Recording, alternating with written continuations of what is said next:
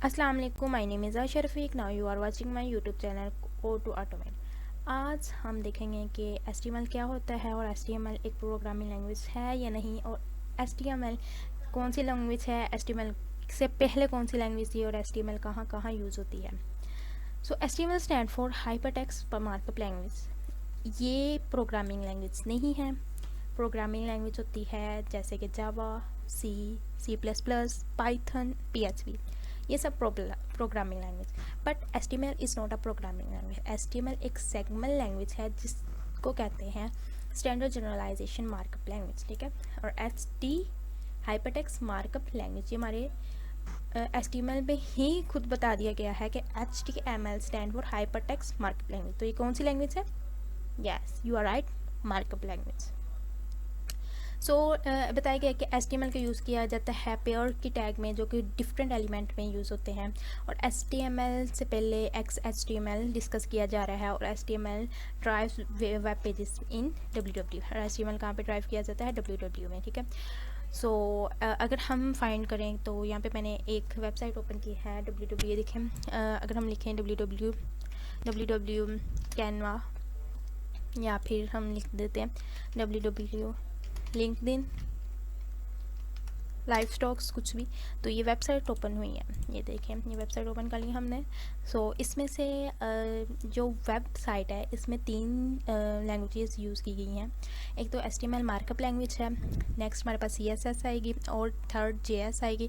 उसके बाद जेएस के बाद आते हैं फ्रेमवर्क्स, रिएक्ट या एंगुलर, और फिर हमारी वेबसाइट एक जाके बनती है। और कुछ लोग एचटीएमएल सीख के ही कह देते हैं कि हम वेब डेवलपर हैं, तो ये गलत बात है। एचटीएमएल, सीएसएस, जेएस अगर आपने सीखनी है, जेएस की जगह पाइथन वगैरह सीखना है, तो मुकम्मल कोर्स करने के बाद आपने अपनी डिस्क्रिप्शन में लगाना है व्हाट्सएप की कि हम वेब डेवलपर हैं, अदरवाइज़ नहीं लगाना। एचटीएमएल और सीएसएस बहुत आसान है।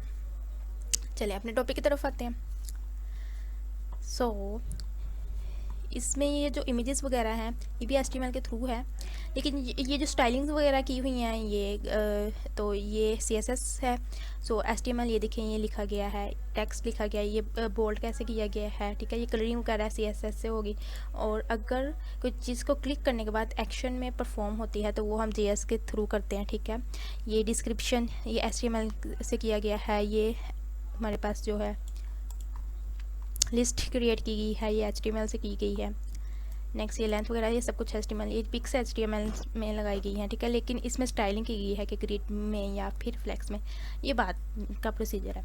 नाउ ये हमने देखा कि एचटीएमएल कहाँ पे यूज़ होती है और कैसे यूज़ होती है, ये अब हम देखते हैं। सबसे पहले किसी भी चीज़ को, प्रोग्रामिंग लैंग्वेज को लिखने के लिए कोई एडिटर यूज़ किया जाता है। लाइक हम एचटीएमएल को नोटपैड पे भी यूज़ कर सकते हैं, ठीक है। हम एचटीएमएल को, ठीक है, फ्रंट ये एक नोटपैड है, इसमें भी यूज़ कर सकते हैं, जिसका नाम है WYSI, ठीक है। PHP के लिए हम एचटीएमएल गेट फ्री यूज़ करते हैं, लेकिन आजकल जो यूज़ हो रहा है उसको कहते हैं VS कोड, जो कि कुछ ऐसा होता है, ठीक है। इसमें देखिए index.html फाइल है ये, ठीक है। ये हम देखेंगे कैसे बनती है नेक्स्ट टॉपिक में। सो हम यूज़ करेंगे VS कोड, ठीक है। और HTML के लिए कौन सा हम लिखने के लिए एडिटर यूज़ करेंगे? VS code. सो नेक्स्ट चलते हैं। हमारे पास वर्ड टू रिमेंबर्स, हमें याद रखने हैं, हमने ये याद रहे ये हमारे पास अल्फाज। टैग्स क्या होता है, एलिमेंट्स क्या होता है, एट्रीब्यूट क्या होता है। Use to specify reasons to web browser is called tag, ठीक है। एक स्पेसिफाई रीजन्स वेब ब्राउज़र में इस्तेमाल किया जाए स्पेशल पर्पस के लिए, रीजन्स के लिए, उसको हम क्या कहते हैं? टैग्स, ठीक है। जैसे H1 tag, H2 tag, H3 tags, ठीक है।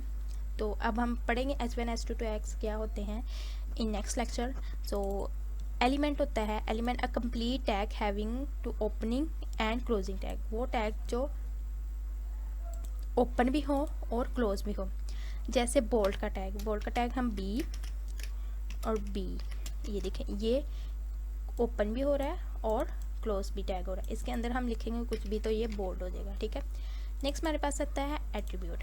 एट्रीब्यूट कहता है use to modify value of HTML. इनमें एचटीएमएल में कोई एलिमेंट ये एलिमेंट है, इसको मॉडिफाई करने के लिए हम एट्रीब्यूट यूज़ करते हैं। जैसे हम इमेज का टैग ले लें, इमेज के टैग के अंदर img, इसके अंदर src हम पाथ देते हैं, ठीक है,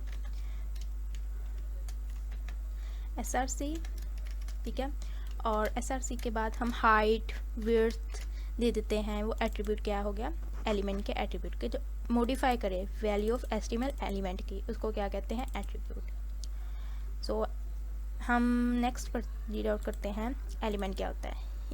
सो मेरे ख्याल आज के लिए इतना ही काफ़ी है। तो सो मा इलैना इल्लल बलागुल मुबीन। अल्लाह हाफिज़।